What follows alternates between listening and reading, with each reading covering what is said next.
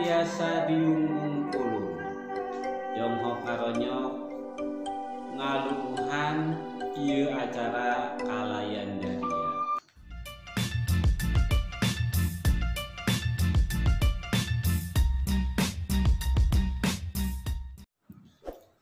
Assalamualaikum warahmatullahi wabarakatuh.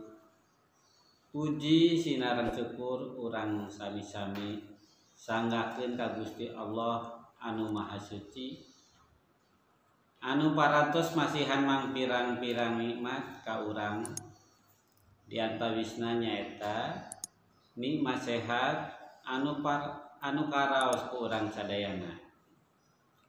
Buktos nikmat sehat anu karaos ku urang sadayana nyaeta dina danget ieu urang tiasa diungmungkulung Jongho karonyok ngaluhan ieu acara kalayan daria.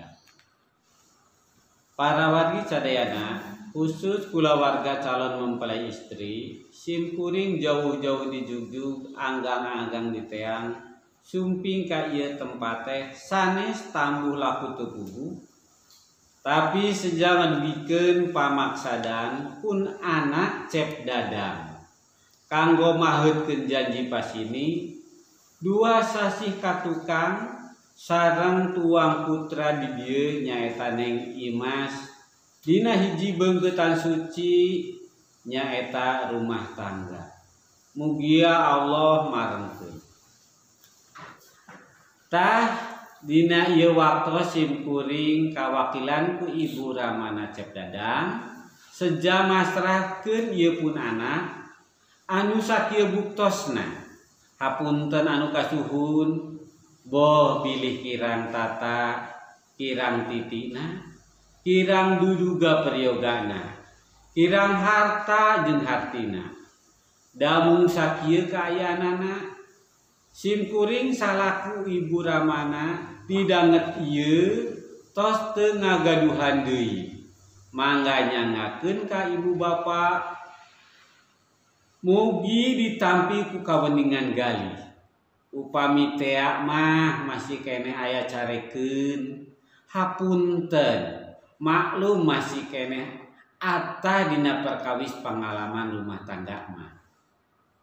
Atuh salian ti eta ieu aya sakedik cacandakan. Henteu ari mewah mah mung ala kadarna. Mangga ditampi ku kaweningan galih. Ieu mah mung tawis kabingan atawa tawis pamungkeut kadeudeuh pun anak kanggo pibojoeunana.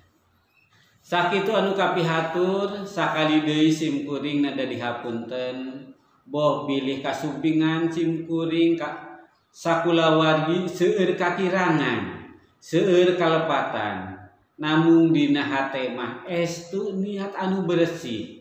Mung Allah anu langkung uningan.